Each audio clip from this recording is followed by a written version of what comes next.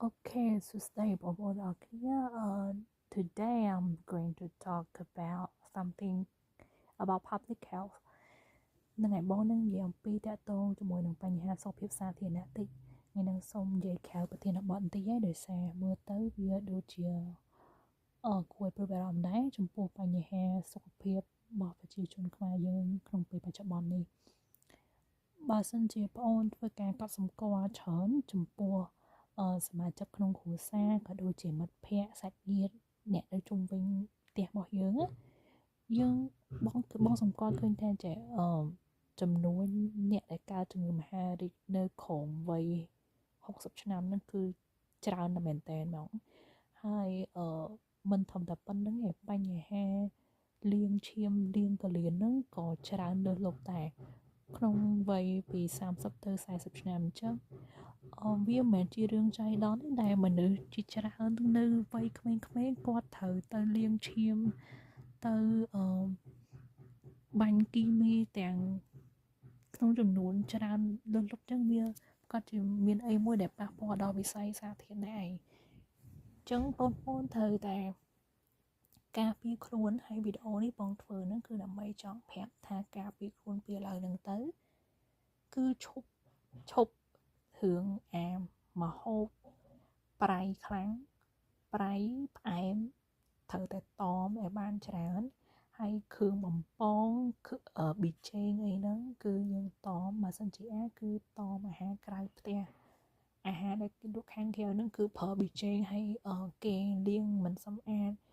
បានល្អគេប្រើឧបករណ៍ដែលធ្វើពីសារជាតិមួយចំនួនវាជ្រាបចូលទៅក្នុងម្ហូបអាហារយើងហើយជាពិសេសគឺគ្រឿងជ័រឧទាហរណ៍យើងទៅទិញស៊ុបអីមួយចឹងគេច្រកដាក់អាចជ័រកតោហ្នឹងពេលដែលអាចម្ហូបរបស់យើងវារលាយជាមួយនឹងអាចជ័រហ្នឹងវាចេញជាតិជាmolecule ទូចហ្នឹងហើយវាពេលដែលចូលដល់ក្នុងកាពះពោះវៀនរបស់យើងគឺវាអត់មានទៅណាទេវាបង្កទៅជាមហារីកចឹងយើងត្រូវតមកនឹងឲ្យបានច្រើនបើសិនជាអាចយើងទៅដល់កន្លែងហ្នឹងគឺយើងញ៉ាំនៅនឹងហ្មងញ៉ាំនៅនឹងគេដាក់ចានថ្មសភាអីគឺយើង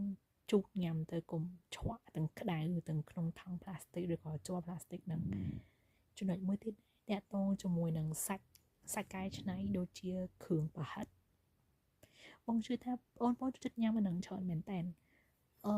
ពួកគេលក់សឹងថាគ្រប់ទីកន្លែងហ្មងនៅតាមដងផ្លូវនៅតាមសាលានៅកន្លែងណាក៏មានដែរប៉ុន្តែអាសាច់ទាំងអស់ហ្នឹងគឺវា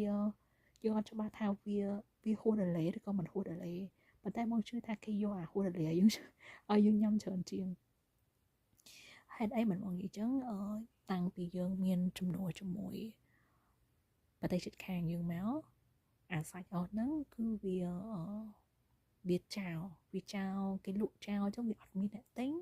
អ្នកលក់ហ្នឹងអាចយកអាសាច់ដែលហួសលេហ្នឹងយកមកជៀនឲ្យយើងញ៉ាំហើយយើងអត់ដឹងទេយើងចេះតែញ៉ាំទៅប៉ុន្តែគេអត់មានខ្វល់ណាគេដឹងតែលក់យកបានលុយហើយយើងញ៉ាំទៅខូចសុខភាពគឺយើងមានបញ្ហាច្រើនមែនតើចឹង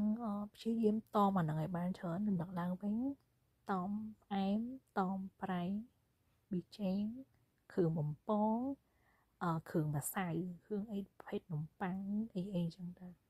យើងបើសិនជាយើងចូលដល់វ័យ30អីចឹងតមកនឹងពីឥឡូវហើយកុំចាំដល់ចាស់មិនទេហើយព្យាយាមធ្វើលំហាត់ប្រាណឲ្យបានច្រើនអាចនឹងមួយសប្តាហ៍យើងដើររយៈពេល30នាទី2ថ្ងៃទៅ3ថ្ងៃអីចឹងទៅតាមដែលអាចធ្វើបានចំណុចមួយទៀតបងចង់និយាយអំពីដបទឹកសុទ្ធដបផ្លាស្ទិកដែលយើងទិញ1000ឬក៏មួយដប1លីត្រកន្លះតាមតូបចាប់ហួយអីចឹងណាអាដបហ្នឹងយើងប្រើបានតែម្ដងទេវាជាផ្លាស្ទិកដែលប្រើបានតែម្ដងទេអញ្ចឹងបងអូនអត់ត្រូវយកដបហ្នឹងយកមកប្រើច្រកឡើងវិញហើយផឹកឡើងវិញរហូតទេធ្វើអញ្ចឹងវាធ្វើឲ្យប៉ះពាល់ដល់សុខភាពវាអាចបង្កជាមហារីកអញ្ចឹងឈប់យើងទិញអាដបអ៊ីណុកមួយទៅប្រើឲ្យវាត្រឹមត្រូវទៅហើយមួយទៀតដែរ បងអត់ច្បាស់ទេណាប៉ុន្តែយើងឃើញថាឥឡូវហ្នឹងកន្លែងណាក៏គេលក់គ្រឿង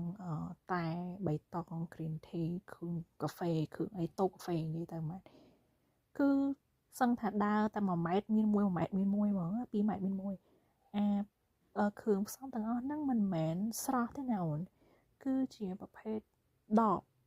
តែបៃតងអីហ្នឹងគឺសិតតែមានដាក់សារធាតុរក្សាទុកដាក់ពណ៌ដាក់ក្លិនវាមិនមែនជាម៉ាត់ឆាស្រស់ដែលធម្មជាតិទេគឺសិតតែមានសារធាតុគីមីដាក់នៅក្នុងហ្នឹងអញ្ចឹងខ្លួនឯងតមកនឹងឲ្យបានច្រើនទៅញ៉ាំសម្រាប់តែបៃតងតែក្រហមបោះថៃបោះអីហ្នឹងគឺមានដាក់ពណ៌ដៃច្រើនណាស់ខ្លួនឯងតមកនឹងទៅផឹកតែទឹកទៅធម្មតាហើយ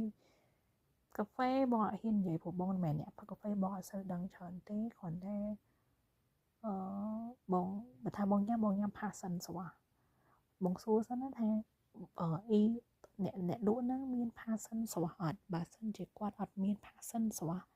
ឲ្យឆ្កឹះយកមកធ្វើឲ្យយើងញ៉ាំទេគឺបងអត់ញ៉ាំហ្មងបងអត់ញ៉ាំហើយបងគិតថាបងចង់តមកនឹងឲ្យបានច្រើនមែនទែនពីព្រោះវាអត់មានអីដែលធម្មជាតិសោះហ្មងពណ៌ក៏ដាក់ក្លិនក៏ fake ស្អីទាំងអស់រសជាតិក៏ fake សឹងតែគ្រប់កន្លែងហ្មងចឹងហើយបានមនុស្សវាកើតមហារីកច្រើនណាស់ហើយរឿងខ្យល់ពុលអាហ្នឹងបងអត់ដឹងថាយើងអាចគ្រប់គ្រងអីមិនបានព្រោះយើងរស់នៅទីក្រុងភ្នំពេញសិតតែធ្វើដំណើរតាមផ្លូវចរាចរណ៍ទាំងអស់គ្នាហិតផ្សែងម៉ូតូផ្សែងឡានមានតែពាក់ម៉ាស់អីចឹងទៅទឹកយើងត្រូវប្រើឧបករណ៍ចម្រោះអូនអត់អាចទុកចិត្ត 100% ថាប្រើពីក្បាលរមណីអត់ទេយើងដើម្បីសុខភាពគ្រួសារយើងអាចនឹងចំណាយច្រោះទិញម៉ាស៊ីនច្រោះឬក៏ឧបករណ៍ចម្រោះបន្ថែមទៅវាជាការល្អដែរវាជាការវិនិយោគទៅលើសុខភាពវារៀងចំណាយតិចមែនអញ្ចឹងថែទាំសុខភាពទាំងអស់គ្នាណាកុំឲ្យឈឺមហារីកមុនអាយុ40អីលៀងក៏លៀនអីអើយអត់ទេពុំមានទីគ្រឿងកំប៉ុងហ្នឹងហើយនិយាយភ្លេចគ្រឿងកំប៉ុងដូចកូកាកូឡាសូដាអីហ្នឹងមិនមែនយើងនិយាយទៅប្រអាប់ប្រែងគេប៉ុន្តែជាទូទៅគេហៅ Coke ក៏សូដាឬក៏ energy drink ហ្នឹងអាភេសជ្ជៈបើកម្លាំងហ្នឹងគឺតមើលអូខេបងមានវីដេអូប្រាប់ញ៉ាំប៉ុណ្ណឹងហើយចង់ឲ្យយើងល្អសុខភាពល្អទាំងអស់គ្នាបាយបាយ